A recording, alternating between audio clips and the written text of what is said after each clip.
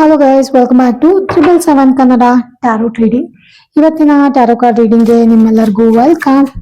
ಇವತ್ತಿನ ಒಂದು ರೀಡಿಂಗ್ ಅಲ್ಲಿ ನಿಮ್ಮ ಪರ್ಸನ್ ಕಡೆಯಿಂದ ಹಿ ಆರ್ ಶಿ ಯಾರ ಕಡೆಯಿಂದನಾದ್ರೂ ನಿಮಗೆ ಕಾಲ್ ಅಥವಾ ಮೆಸೇಜಸ್ಗಳು ಬರ್ಬೋದಾ ಅಂತ ಹೇಳಿ ನೋಡ್ತಾ ಇದ್ದೀನಿ. ತುಂಬಾನೇ ಇಂಟ್ರೆಸ್ಟಿಂಗ್ ಆಗಿರುವಂತ ರೀಡಿಂಗ್, ಮತ್ತೆ ಇದು ಒಂದು ರಿಕ್ವೆಸ್ಟೆಡ್ ವಿಡಿಯೋ ಕೂಡ. ಓಕೆ, ನಿಮ್ಮ ಪರ್ಸನ್ ಕಡೆಯಿಂದ ಕಾಲ್ ಅಥವಾ ಮೆಸೇಜ್ ಏನಾದ್ರು ಬರ್ಬೋದಾ ಅಂತ ಹೇಳಿ ಮಾಡ್ತಾ ಇದ್ದೀನಿ. ಮತ್ತೆ ಯಾರಿಗೆಲ್ಲ ಟ್ಯಾರೋ ಕಾರ್ಡ್ ಕಲಿಬೇಕು ಅಂತ ಇಷ್ಟ ಇದೆ, ಆಕಾಶಿಕ್ ರೆಕಾರ್ಡ್ಸ್ ಕಲ್ತ್ಕೋಬೇಕಂತ ಇಷ್ಟ ಇದೆ, ಮತ್ತೆ ರೇಖಿ ಕಲ್ತ್ಕೋಬೇಕಂತ ಇಷ್ಟ ಇದೆ, ಅವರು ನಾನು ಕೊಟ್ಟಿರುವಂತ ನಂಬರ್ ಸಂಪರ್ಕ ಮಾಡಬಹುದು. ಡಿಸ್ಕ್ರಿಪ್ಷನ್ ಬಾಕ್ಸ್ ಅಲ್ಲಿ ನನ್ನ ಡೀಟೇಲ್ಸ್ ಇರುತ್ತೆ, ಅಲ್ಲಿ ಹೋಗಿ ಚೆಕ್ ಮಾಡಿ ನನ್ನ ನಂಬರ್ ತಗೊಂಡು ನೀವು ವಾಟ್ಸಪ್ ಕಾಲ್ ಅಥವಾ ಮೆಸೇಜ್ ಮಾಡಬಹುದು. ನಂಗೆ ಕ್ಲಾಸ್ ಡೀಟೇಲ್ಸ್ ನಿಮಗೆ ಸಿಗತ್ತೆ. ಮತ್ತೆ ಪರ್ಸನಲ್ ರೀಡಿಂಗ್ಸ್ಗೂ ಕೂಡ ನೀವು ನನ್ನನ್ನ ಸಂಪರ್ಕ ಮಾಡಬಹುದು. ಮತ್ತೆ ಇವತ್ತು ನಾನ್ ಕಾರ್ಡ್ ಶಫಲ್ ಮಾಡುವಾಗ ನನ್ನ ಇಷ್ಟ ದೈವಗಳಾದ ರಾಘವೇಂದ್ರ ಸ್ವಾಮಿಗಳು, ಆಂಜನೇಯ ಸ್ವಾಮಿಗಳು ಮತ್ತು ಅಮ್ಮನವ್ರನ್ನ ನೆನೆಸ್ಕೊಂಡು ಕಾರ್ಡ್ಸ್ ತೆಗಿತಾ ಇದ್ದೀನಿ. ನೀವು ಅಷ್ಟೇ ನಿಮ್ಮ ಇಷ್ಟ ದೈವಗಳನ್ನು ನೆನಪಿಸ್ಕೊಂಡು ನಿಮ್ಮ ಪರ್ಸನ್ ಕೂಡ ನೆನಪಿಸ್ಕೊಂಡು ಈ ಒಂದು ರೀಡಿಂಗ್ ನ ನೋಡಿ ನೋಡೋಣ ಅವ್ರ ಕಡೆಯಿಂದ ಕಾಲ್ ಅಥವಾ ಮೆಸೇಜ್ ಏನಾದ್ರೂ ನಿಮ್ಗೆ ಬರ್ಬೋದಾ ಅಂತ ಹೇಳಿ. ನಾನಿವತ್ತು 5 ಕಾರ್ಡ್ಸ್ ನ ತೆಗಿತೀನಿ. ನೀವು ಯಾವುದೇ ಕಾರ್ಡ್ಸ್ ನ ಸೆಲೆಕ್ಟ್ ಮಾಡ್ಕೋಬೇಕನ್ನೋ ಅವಶ್ಯಕತೆ ಇಲ್ಲ. ಓಕೆ, ನಿಮ್ಮ ಒಂದು ಪ್ರಶ್ನೆಗೆ ನಾನು 5 ಕಾರ್ಡ್ಗಳ ಮುಖಾಂತರ ಉತ್ತರನ ಹುಡ್ಕುವಂತ ಪ್ರಯತ್ನ ಮಾಡ್ತಾ ಇದ್ದೀನಿ. ನೋಡೋಣ ಏನೆಲ್ಲ ಬರುತ್ತೆ ಅಂತ ಹೇಳಿ. ಮೊದಲನೇ ಕಾರ್ಡು ದ ಹರ್ಮಿಟ್ ಬಂದಿದೆ. Okay, second card the empress ಬಂದಿದೆ. ಓಕೆ, ಥರ್ಡ್ ಕಾರ್ಡು ನಿಮಗೆ ಪೇಜ್ ಆಫ್ ಸಾರ್ಟ್ಸ್ ಬಂದಿದೆ.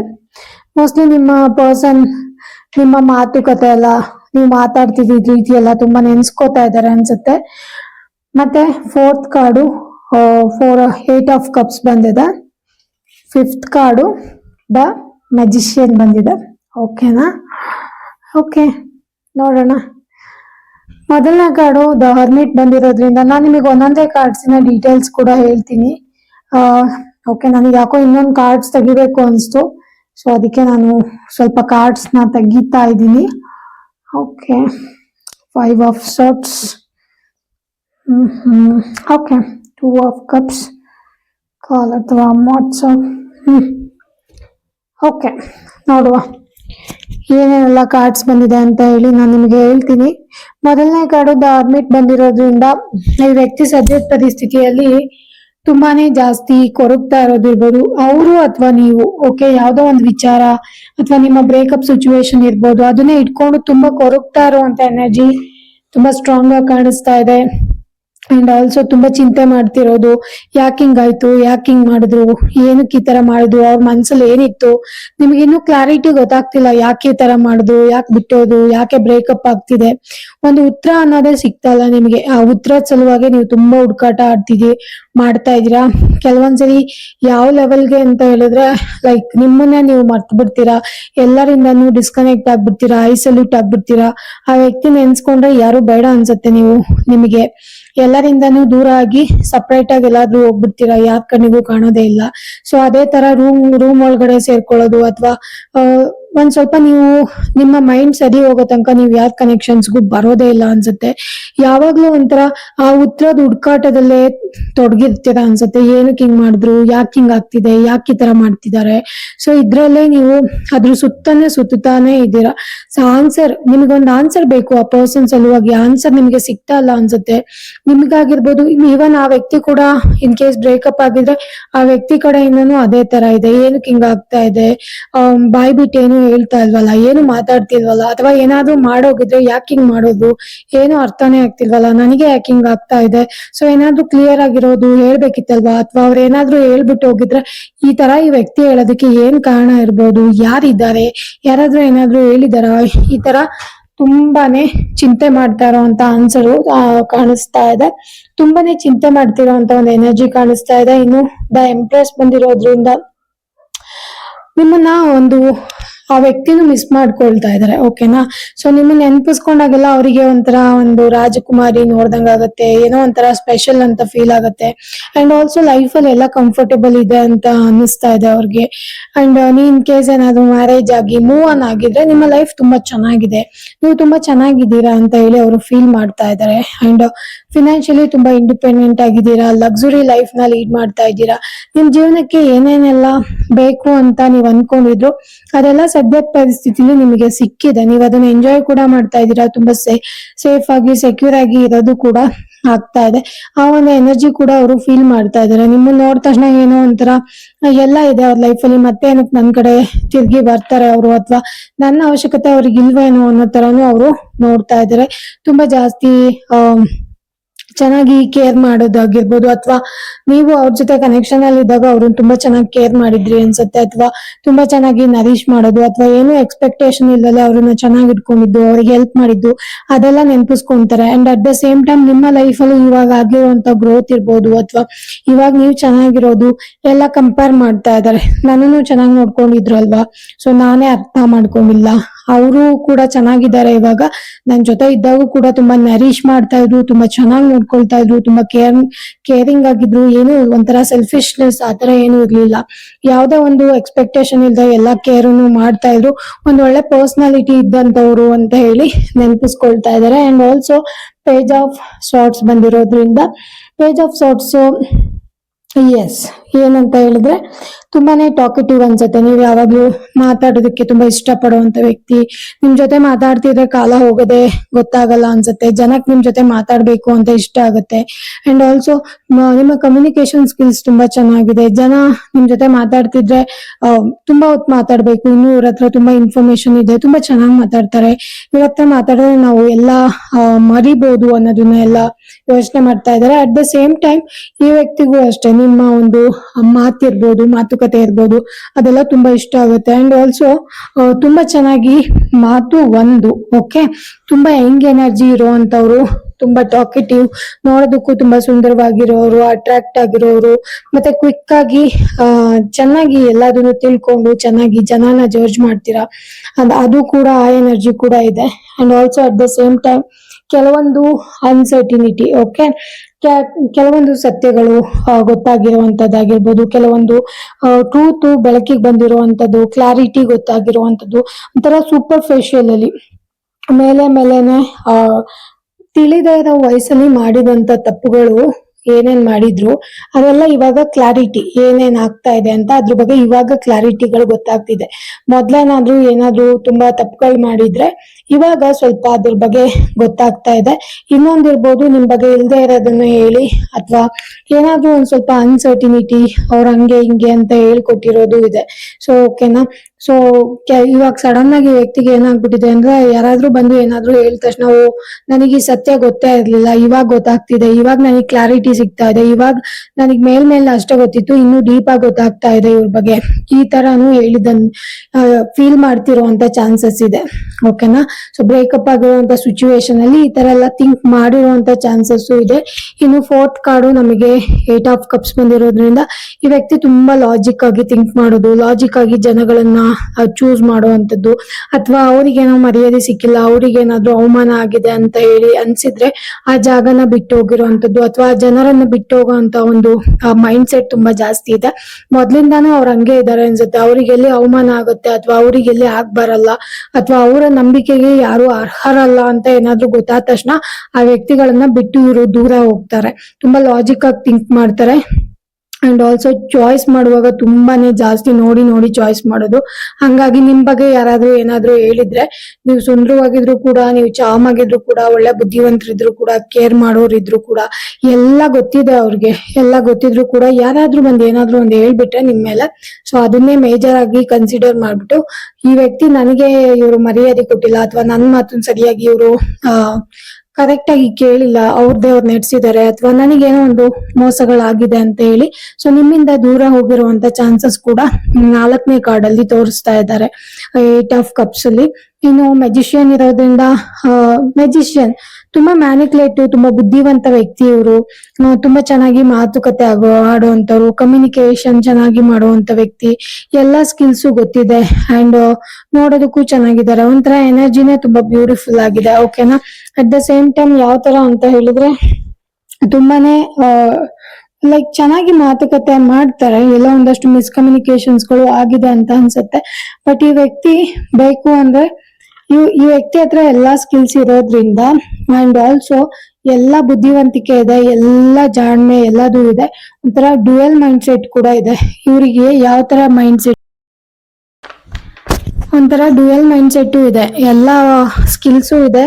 ಅಂಡ್ ಎರಡೆರಡು ತರ ಬುದ್ಧಿ, ಎರಡೆರಡು ತರ ಥಿಂಕ್ ಮಾಡುವಂಥದ್ದು. ಕೆಲವೊಂದ್ಸರಿ ಬೇಕು ಅಂದ್ರೆ ಬೇಕು ಅಂತ ತುಂಬಾ ಹಚ್ಕೊಂಡ್ಬಿಡೋದು, ಬೇಡ ಅಂದ್ರೆ ಬೇಡ ಅಂತ ತುಂಬಾ ಬಿಡೋವಂಥದ್ದು. ಆ ತರ ಒಂದು ಎನರ್ಜಿ ಕೂಡ ಇದೆ. ಅಂಡ್ ಕೆಲವೊಂದ್ಸರಿ ಅವ್ರನ್ನೇ ನಂಬಲ್ಲ, ಅವರ ಎನರ್ಜಿಗಳ ಬಗ್ಗೆ ಅವರೇ ಡೌಟ್ ಪಡ್ತಾ ಇರ್ತಾರೆ, ಅವ್ರು ಮಾಡಿದ ಕೆಲ್ಸಗಳ ಬಗ್ಗೆ ಅವರೇ ಡೌಟ್ ಮಾಡ್ತಿರ್ತಾರೆ. ಅವರು ತಗೊಂಡಿದ್ದಂತ ನಿರ್ಧಾರ ಅವರಿಗೆ ಒಂದೊಂದ್ಸರಿ ಡೌಟ್ ಆಗ್ತಿರತ್ತೆ, ನಾನ್ ಮಾಡಿದ್ ಕರೆಕ್ಟಾ ಏನು ಅಂತ ಹೇಳಿ.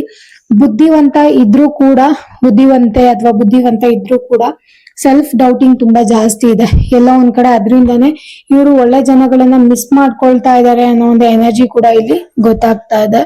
ಅಂಡ್ ತುಂಬಾನೇ ಚೆನ್ನಾಗಿ ಕಮ್ಯುನಿಕೇಶನ್ಸ್ ಚೆನ್ನಾಗಿದೆ, ತುಂಬಾ ಚೆನ್ನಾಗಿ ಮಾತಾಡ್ತಾರೆ. ಇವ್ರ ಜೊತೆ ಮಾತಾಡ್ತಿದ್ರೆ ನೀವು ಕಳ್ದೆ ಹೋಗ್ತೀರಾ ಅನ್ಸುತ್ತೆ, ಆ ತರ ಇದೆ ಮಾತುಕತೆ ಎಲ್ಲ.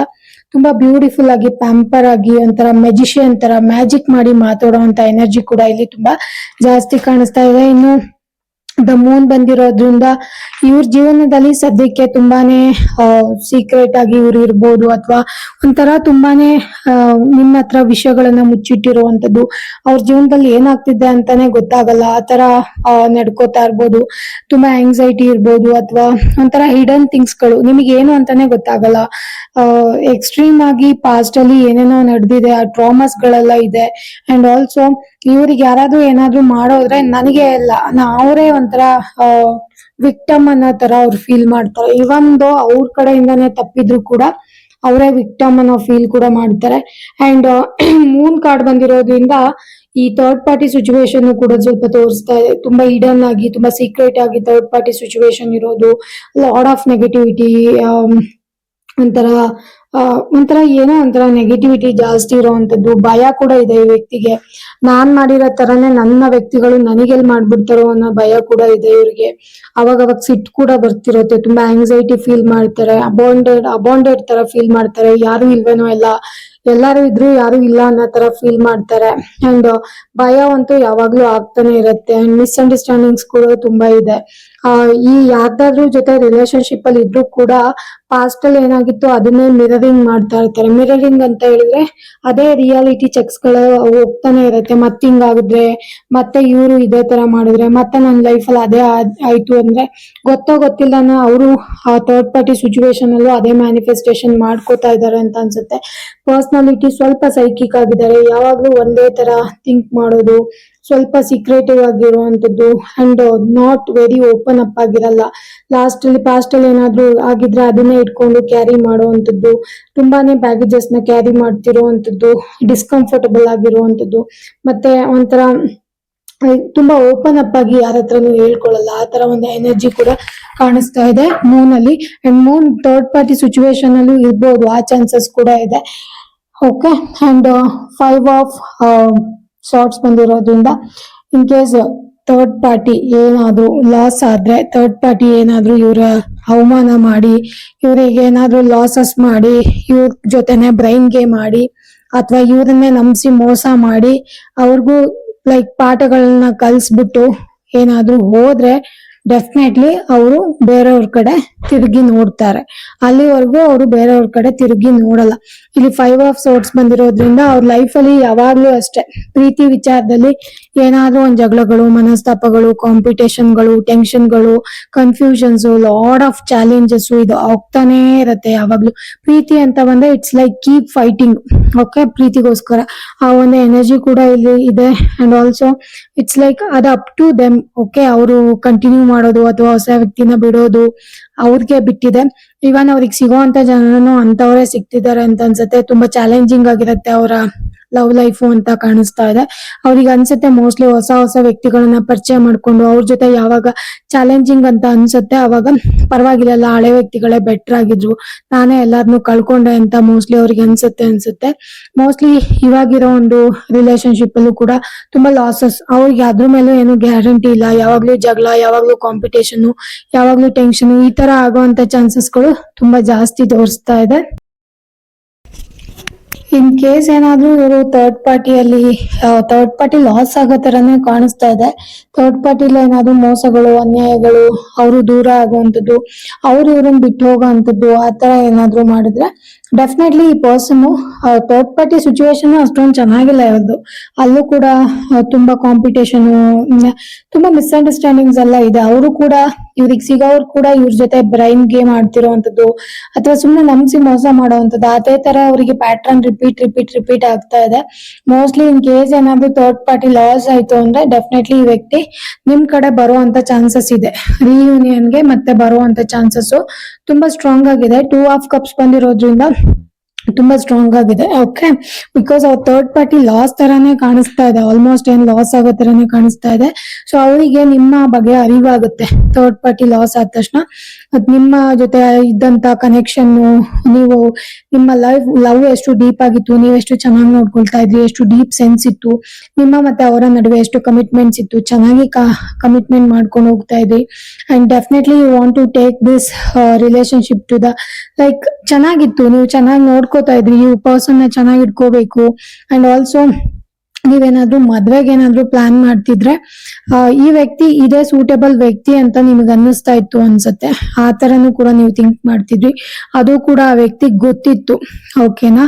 ಸೊ ನಿಮಗೆ ರಿಯೂನಿಯನ್ ಮತ್ತೆ ರೀಕನೆಕ್ಟ್ ಆಗುವಂತ ಚಾನ್ಸಸ್ ಇದೆ. ಬಿಕಾಸ್ ಅವರಿಗೆ ಒಬ್ರು ಬುದ್ಧಿ ಕಲ್ಸಿ ಹೋದ್ಮೇಲೆನೆ ನಿಮ್ಮ ಬೆಲೆ ಗೊತ್ತಾಗುತ್ತೆ ಅವರಿಗೆ. ಅವಾಗ ನಿಮ್ಮ ರಿಲೇಶನ್ಶಿಪ್ ಎಷ್ಟು ಬ್ಯೂಟಿಫುಲ್ ಆಗಿತ್ತು ನಿಮ್ ಜೊತೆ ಅನ್ನೋದು ರಿಯಲೈಸ್ ಆಗುತ್ತೆ. ಮತ್ತೆ ರೀಕನ್ಸಿಲೇಷನ್ ಆಗುವಂತ ಚಾನ್ಸಸ್ ತುಂಬಾ ಸ್ಟ್ರಾಂಗ್ ಆಗಿ ತೋರಿಸ್ತಾ ಇದೆ ಇಲ್ಲಿ. ಅದು ಥರ್ಡ್ ಪಾರ್ಟಿ ಟ್ರಸ್ಟ್ ಇಶ್ಯೂ ಬಂದು ಏನಾದ್ರೂ ಬಿಟ್ಟು ಹೋದ್ರೆ ಓಕೆ, ತುಂಬಾ ಸ್ಟ್ರಾಂಗ್ ಆಗಿ ಕಾಣಿಸ್ತಾ ಇದೆ. ಡೆಫಿನೆಟ್ಲಿ ಈ ಪರ್ಸನ್ ಬರ್ಬೋದು, ಬಿಕಾಸ್ ನಿಮ್ ಜೊತೆ ಒಂಥರ ರಿಲೇಶನ್ಶಿಪ್ ಬ್ಯಾಲೆನ್ಸ್ಡ್ ಆಗಿತ್ತು ಅಂತ ಗೊತ್ತಿದೆ ಅವರಿಗೆ. ಆ ಒಂದು ರೀಸನ್ ಇಂದ ಬರುವಂತ ಚಾನ್ಸಸ್ ತುಂಬಾ ಸ್ಟ್ರಾಂಗ್ ಆಗಿದೆ.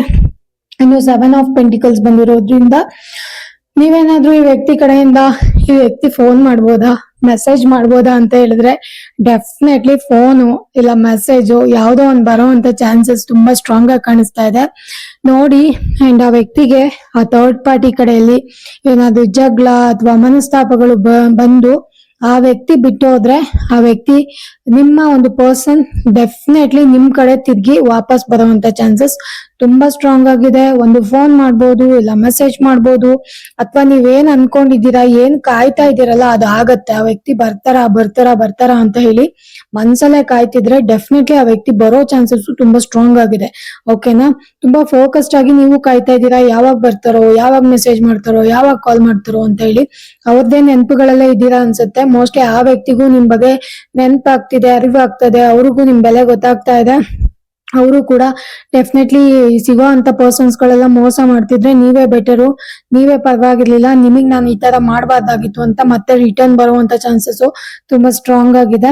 ಅಂಡ್ ಆಲ್ಮೋಸ್ಟ್ ಇನ್ನೇನ್ ಬರೋದು ತುಂಬಾ ಹತ್ರದಲ್ಲೇ ಇದೆ ಅಂತ ಅನ್ನಿಸ್ತಾ ಇದೆ. ಅಂಡ್ ಅವರಿಗೂ ನಿಮ್ಮನ್ನ ಲಾಸ್ ಮಾಡ್ಕೊಳ್ಳೋದಕ್ಕೆ ಇಷ್ಟ ಇಲ್ಲ. ಸೊ ಬ್ರೇಕಪ್ ಸಿಚುವೇಶನ್ ಏನಾದ್ರು ಇತ್ತು ಅಂದ್ರೆ ಡೆಫಿನೆಟ್ಲಿ ನೀವೇನ್ ನಂಬ್ಕೊಂಡಿದೀರಾ ಅದ್ರಲ್ಲಿ ಬಿಲೀವ್ ಮಾಡಿ ಅಂಡ್ ಫೋಕಸ್ಡ್ ಆಗಿರಿ. ಪರ್ಸನ್ ಒಳ್ಳೆಯವರಾಗಿದ್ರೆ ಡೆಫಿನೆಟ್ಲಿ ಮಿಸ್ ಮಾಡ್ಕೋಬೇಡಿ. ಅಂಡ್ ಅವ್ರಿಗೂ ಒಂದ್ ಸ್ವಲ್ಪ ಪಾಠಗಳು ಕಲಿಬೇಕಿತ್ತು, ಕಲ್ತ್ಕೊಂಡು ಮತ್ತೆ ವಾಪಸ್ ಬರುವಂತ ಚಾನ್ಸಸ್ ಇದೆ. ಬಂದ್ರೆ ನೋಡಿ, ಆ ವ್ಯಕ್ತಿ ಒಳ್ಳೆಯವರಾಗಿದ್ರೆ ನೋಡಿ ಏನ್ ಮಾಡ್ತೀರಾ, ಇಟ್ಕೋತೀರಾ ಅಂತ ಹೇಳಿ. ಅಂಡ್ ಬಂದ್ರು ಕೂಡ ಅಕ್ಸೆಪ್ಟ್ ಮಾಡೋದು ಬಿಡೋದು ನಿಮಗೆ ಬಿಟ್ಟಿದ್ದು. ಅಂಡ್ ಅವ್ರು ವಾಪಸ್ ಬಂದ್ರು ಕೂಡ ನೋಡಿ, ಸ್ವರ್ಗನಾದ್ರೂ ಕ್ರಿಯೇಟ್ ಮಾಡ್ಬೋದು ಅಥವಾ ನರ್ಕನಾದ್ರೂ ಕ್ರಿಯೇಟ್ ಮಾಡ್ಬೋದು, ಎಲ್ಲಾದ್ರೂ ಅವ್ರ ಕೈಯಲ್ಲೇ ಇದೆ. ಬಿಕಾಸ್ 7 ಅನ್ನೋದು it's talk about heaven to earth. Okay, ಸ್ವರ್ಗನೇ ಭೂಮಿಗೆ ತರುವಂತ ಎನರ್ಜಿ. ಅಂಡ್ ನಿಮ್ಮ ಕನಸುಗಳು ನನಸಾಗುವಂತದ್ದು ಇನ್ನೇನ್ ಆಗೋದ್ರಲ್ಲೇ ಇದೆ ಅಂತಾರಲ್ಲ, ಆ ತರ ಕೂಡ ಎನರ್ಜಿ ಕಾಣಿಸ್ತಾ ಇದೆ. ಓಕೆನಾ? ಮೋಸ್ಟ್ಲಿ ಕಾಲ್ ಅಥವಾ ಮೆಸೇಜ್ ಬರುವಂತದ್ದು ತುಂಬಾ ಸ್ಟ್ರಾಂಗ್ ಆಗಿ ಕಾಣಿಸ್ತಾ ಇದೆ ಗೈಸ್. ಓಕೆನಾ? ಸೊ ಗೈಸ್, ಇದು ಇವತ್ತಿನ ಒಂದು ರೀಡಿಂಗ್. ಹೋಪ್ಫುಲಿ ಈ ರೀಡಿಂಗ್ ನಿಮ್ಗೆ ತುಂಬಾನೇ ಇಷ್ಟ ಆಯ್ತು ಅಂತ ಹೇಳಿ ಅನ್ಕೊಳ್ತೀನಿ. ಅಂಡ್ ಆಲ್ಸೋ ಯಾರಿಗೆಲ್ಲ ಪರ್ಸನಲ್ ರೀಡಿಂಗ್ ಬೇಕು, ಟ್ಯಾರೋ ಕಲಿಬೇಕಂತ ಇಷ್ಟ ಇದೆ, ರೇಖಿ ಕಲಿಬೇಕಂತ ಇಷ್ಟ ಇದೆ, ಮತ್ತೆ ಆಕಾಶಿಕ್ ರೆಕಾರ್ಡ್ಸ್ ಕಲ್ತ್ಕೋಬೇಕಂತ ಇಷ್ಟ ಇದೆ, ಅವರು ನಾನು ಡಿಸ್ಕ್ರಿಪ್ಷನ್ ಬಾಕ್ಸ್ ಅಲ್ಲಿ ಕೊಟ್ಟಿರುವಂತ ನಂಬರ್ಗೆ ಕಾಲ್ ಅಥವಾ ವಾಟ್ಸ್ಆಪ್ ಮಾಡಿ ನನ್ನನ್ನ ಸಂಪರ್ಕ ಮಾಡಬಹುದು. ಅಂಡ್ ಆಲ್ಸೋ ಇದೊಂದು ಜನರಲ್ ರೀಡಿಂಗ್ ಆಗಿರುತ್ತೆ, ರೆಸ್ಯುನೇಟ್ ಆದ್ರೆ ಮಾತ್ರ ತಗೊಳ್ಳಿ. ವಿಡಿಯೋನ ಸಂಪೂರ್ಣವಾಗಿ ನೋಡೋದಕ್ಕಾಗಿ ಧನ್ಯವಾದಗಳು. Thank you so much guys. ಮತ್ತೆ ಮುಂದಿನ ವಿಡಿಯೋದಲ್ಲಿ ಸಿಗೋಣ. Until that keep watching 777 Kannada tarot reading. Thank you.